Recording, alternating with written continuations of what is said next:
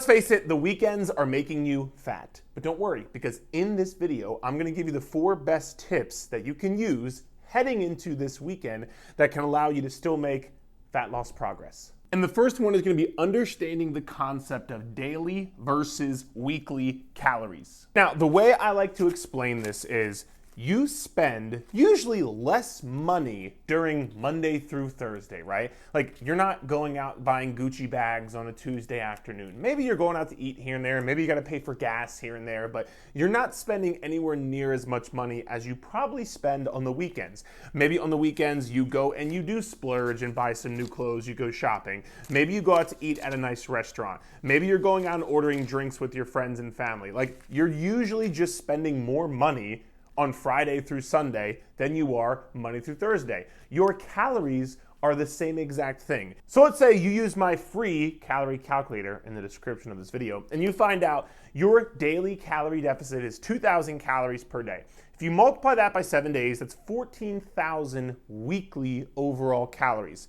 As long as you hit 14,000 calories over the course of the 7 days, you, my friend, will be able to lose fat. So let's say you do something like this. Monday through Thursday, you're just going to work, you're packing your own lunches, like, maybe here and there your kids have sports, you might eat out at whatever, but it's nothing crazy. So maybe you are going 1,700 calories Monday through Thursday.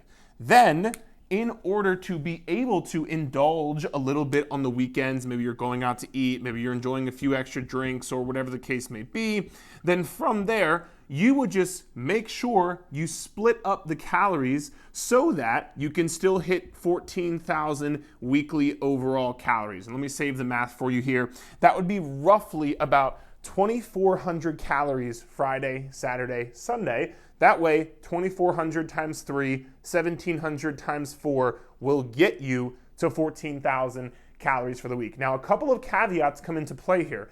Remember, when you're doing this, right, you can't just do I'll eat 1,200 calories all day throughout the week, and then I will just absolutely binge drink and binge eat on the weekends.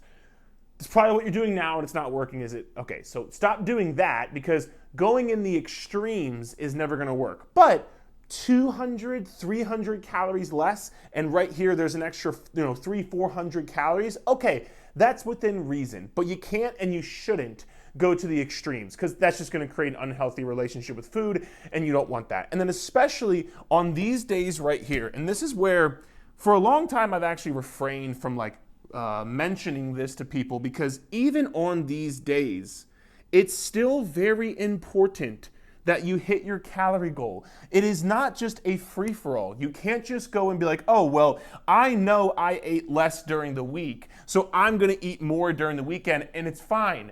I have calories to play with. It's not a big deal if I overeat. It's fine. It's not fine, and that's why you're not seeing progress right now. So I encourage you, even when you're going out to eat and you're having more food on the weekends, you still have to track it, you still have to be mindful of it, and you still gotta make sure you're within your weekly overall calories. Now, the second tip I'm gonna give you has to do with making sure you're still hitting these goals when you're going out to eat or you're on the higher calorie days. Which, number 2, I put in the beginning, which is fasting. Here's what most people do on the weekends when they know they might be, indulging in some foods, going out to eat, going to parties. You're basically trying to eat nothing all day long, and then you're trying to go into your event later that day, later that night, and you're like, well, I haven't eaten anything all day. I know I'm gonna overeat at this meal, but it's fine because, I haven't eaten all day. I've saved my calories for the nighttime, and I'll just use all my calories there. What usually ends up happening to you, right? If you are just eating nothing all day, that is going to lead you to overeat at the event or overeat at night. Because once you actually get to the event, you're starving. Going back to the previous point, you don't care about hitting your 2,400 calories per day. You're starving. You're not gonna practice mindful eating. You're not gonna give a shit what your calories are, because you just need to eat something.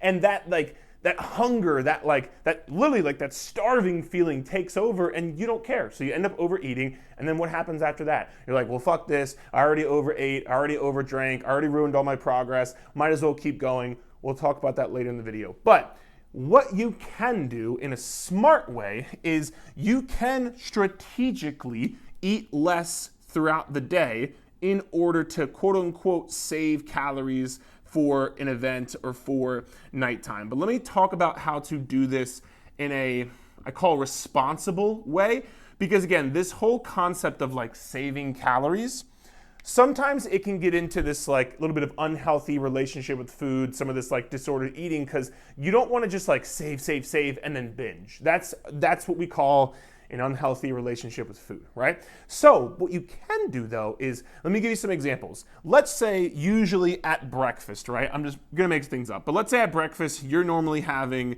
4 whole eggs, and you're having oats, and you're having chia seeds, and you're having this big breakfast, right? Let's say this breakfast is normally 500 calories.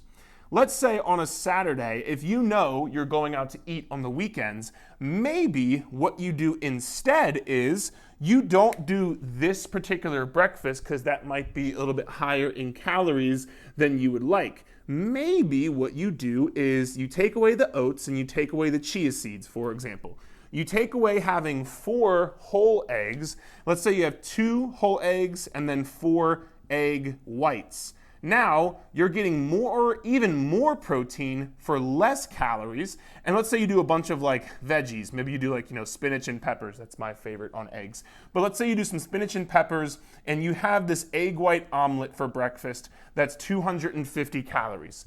Now you've eaten less calories without necessarily like starving yourself. You're still getting a ton of protein. You're still getting a ton of veggies and good nutrient-dense whole foods to keep you full. It's not like you're not eating. It's not like you're starving yourself. You're just strategically eating a little bit less calories at your meals to save calories for a meal later on. Or you could have even done the same exact breakfast there, but maybe just like slightly decrease the portion sizes. And then let's say, for example, you usually have at lunch, I don't know, you're having some sort of chicken, rice, veggie, and some fruit. And let's just say that comes out to 600 calories as a lunch. Again, I'm just making this stuff up, but hopefully you can see where I'm going with this. Maybe instead of doing this right here, maybe you swap this out for like a BAS, B-A-S, big ass salad. Maybe you swap this out for a big ass salad with some grilled chicken instead. Let's say you use the light dressing, you don't just bathe yourself in ranch dressing, and now, for example, this lunch is only 300 calories instead of 600 calories. So now you went from 500 calories at breakfast, 600 calories at lunch, 1,100 calories for your day thus far. You then switch that to 250 calories at breakfast, 300 calories at lunch, and now you're at 550 calories for the day.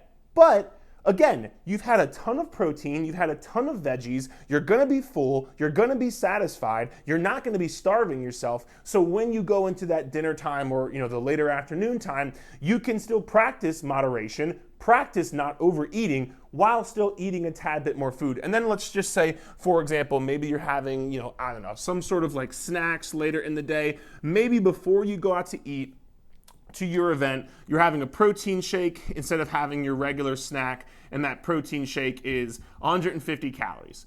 This would be a phenomenal, structure of your meals to be able to save calories for the nighttime without ending up screwing yourself, for lack of better terms, and end up overeating. I'm telling you, do not try to go through the day fasting and eating nothing. It's not going to work. I have worked with enough clients in our coaching. That is not going to work. You still got to eat, but you can save calories in a smart way. And that way, talking about what we just mentioned in the first point, you'll still be able to hit your 2,400 calories or whatever higher calorie amount you had. You'll still be able to hit that and be mindful of that, which means your weekly calories will be hit and you will lose fat. The third tip, some people don't like hearing this, but stick with me.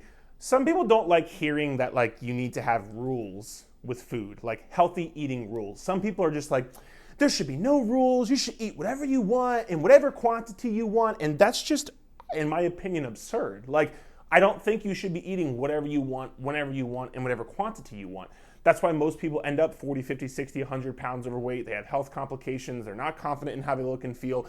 You should be having some rules even when you're going out to eat. Now, you can order things that you like, but when I say eating out and having rules, I mean more, these are basically what we call like bright lines. Like they're very clear, very concise guidelines that you give to yourself. So for example, and these could be anything, but let's just say for example, you're going out to eat this weekend. You want one of your bright lines to be, you are only having 2 drinks of alcohol when you're going out to eat. That could be a rule that you follow, a guideline, whichever one works best for you, a rule or a guideline that you follow that you're gonna stick to. It's, did you or did you not have 2 drinks?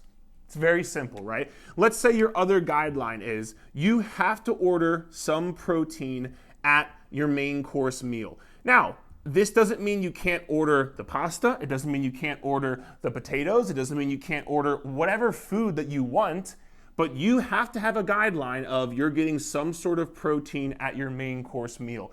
Again, it's a yes or no. Did you or did you not do it? It's very clear. And then let's just say maybe your third one is you are either going to have the appetizer or the dessert, not both. And again, some people might get mad at that, but if you're having drinks and you're having what you want and you're having, appetizer, dessert, everything, like it's gonna be hard to stick within your calories, just calling it how it is. So maybe your thing is I'm gonna have either the appetizer or the dessert, and then from there, I'm actually going to stick to one plate. They have those you have your main course plate, but you have your appetizer plate or your dessert plate. I'm gonna stick to one plate of the appetizer or the dessert. I'm not just gonna keep grabbing the chips like I do. Just keep grabbing the chips out of the bowl or just keep snacking and picking at the dessert. Put it on a plate, that's your portion size, and you're done. So that's just an example. You can come up with whatever things you need to, whatever bright lines that you need to, but you need to have some sort of rules. The number one thing I have seen coaching clients over these past 8.5 years by now, just going into the event and saying I'm gonna eat healthy, it is not good enough. It's not good enough for you, not good enough for me, not good enough for anybody. You have to go into the event with very clear rules that you are going to follow. And again, none of this is you can't eat this or you can't eat that or you can't have this, none of that. And that's where when people think I say eating out rules, this is not over restricting yourself, but it is giving yourself rules and guidelines that you have to follow. So come up with those, and there's no right or wrong answer to this. I always tell all of our clients, this is gonna be dependent to you. These, honestly, I have used these specific ones with a lot of people. I think they could probably help you as well. But so I'll give you 3 more, hold on. You could have a rule, a bright line, to eat protein and veggies first. So if let's say you have macaroni, you have barbecue, meat, chicken, and you have coleslaw, whatever it is. You're gonna eat the chicken and the coleslaw before you go and eat the macaroni and cheese. You're gonna eat your protein and veggies before you eat your carbs. Why do you do this? It keeps you more full, so you'll get full quicker, and usually if you get full quicker, you'll eat less and you'll be good. So the next one, the 1 plate rule. No matter what you eat, it has to fit on 1 plate. There's no going back for seconds and thirds and fourths and fifths if you're me. But the 1 plate rule, you stick to the 1 plate, because unless you're just stacking 12 pancakes high on a plate, you can only fit but so many calories on 1 plate. And that's what we're trying to be mindful of here, is making sure we stay within our overall calories. And then number 3, just stopping eating when you're full, listening to your hunger cues, taking your time, stopping when you're full, just not eating past the point of fullness. Again, just 3 more examples. They're endless, but have the rules. That way you can go into it with a plan and you feel in control. And number 4 is really important, probably the most important one. Your mindset. I've coached a lot of people in these past 8.5 years. A lot of people will fall into this all or nothing mindset. Kind of like what I talked about earlier, where you're not able to track your calories perfectly at a restaurant. So then you think you ruined all your progress. Then you think, well, I don't know if I'm hitting my calories anyway. What's the big deal? I'm probably already off track. I might as well keep going. I might as well do double dessert now. Yeah, I'll have 3 extra drinks. Who cares? You just fall into this fuck it mode. You don't need to fall into the fuck it mode, especially because, number 1, if you do the 3 things that we talked about earlier, a lot of this comes back to you not planning. I'm not trying to be mean to you, I'm just being honest.